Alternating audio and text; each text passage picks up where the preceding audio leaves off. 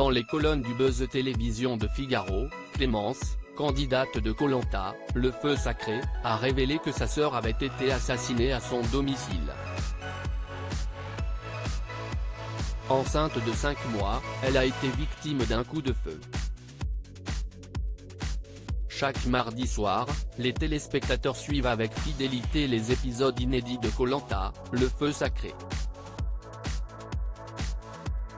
Parmi les candidats qui ont su tirer leur épingle du jeu se trouve Clémence, arrivée deuxième lors du parcours du combattant face aux autres femmes de la compétition. Bien que discrète et peu stratège, elle se dévoile jour après jour comme une redoutable concurrente pour Rudy, Tania, Benjamin et autres aventuriers de la saison.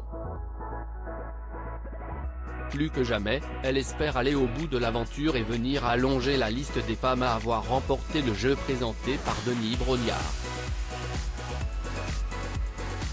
Une manière pour elle de prendre une revanche sur la vie, elle qui a eu un passé très compliqué. Comme elle le révèle dans une interview parue ce mercredi 22 mars dans les colonnes du buzz télévision du Figaro, Clémence a vécu une tragédie il y a plus de 10 ans.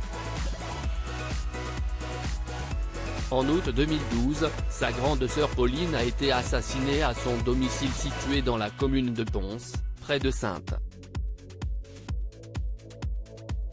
Selon le journal Sud-Ouest, qui avait couvert l'affaire, la jeune femme de 27 ans, qui était maman d'une petite fille de 7 ans et enceinte de 5 mois au moment des faits, avait été abattue en pleine nuit avec un fusil de chasse.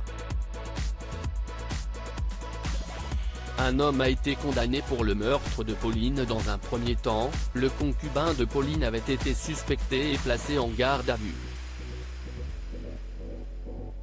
En effet, il se trouvait dans l'appartement au moment des faits, il dormait selon ses dires, mais il avait rapidement été remis en liberté, sans qu'aucune charge ne soit retenue contre lui. Une autre piste avait ensuite été exploitée, celle d'un trafic de drogue. Pauline et son compagnon étaient en effet connus pour être des consommateurs. Mais après plusieurs années, l'enquête avait finalement mené à un homme, Bastien Joussaume, lequel a été condamné à 20 ans de réclusion criminelle en septembre 2017.